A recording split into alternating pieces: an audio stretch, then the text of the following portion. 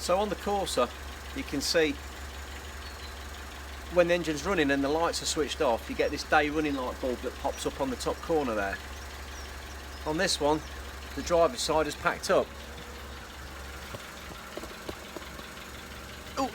So as you can see, it's not working. Today's job, we're just going to change that bulb. These bulbs are a little bit specific.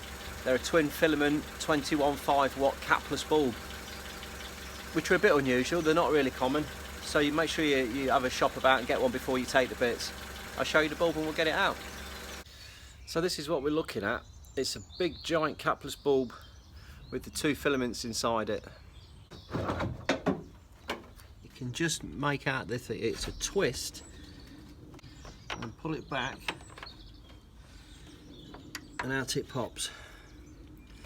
And that's what we're there. You can actually see that one of the filaments has broken there. So you literally grab hold of that, pull the old bulb out, noting which way round it is.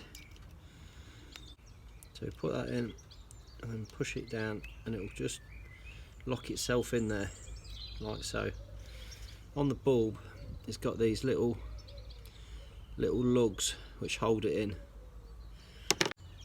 And if you are in doubt, if you look on that, the little lug there is just to the side, so it's pointing away from the car. We just slide that in. It's all fingers and thumbs, getting your hand in there, trying to get your position right. A tip is, if you look through the headlight itself, through the front of the car, you can actually see the bulb going back in and you can sort of tell if you're getting it lined up. It's close, 2 fingers and just a bit of a tweak, bingo. So it's in, and then just lock it into place. So that should be side lights, which is nice. That's the 5 watt element lit up. And then if we start it up,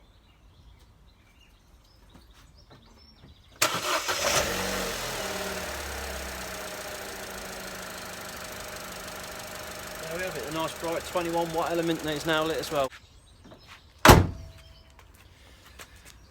So there we have it, job done. Like I say, these bulbs are quite specific. They're these little capless ones, 21 watt, 5 watt capless bulb, twin filament.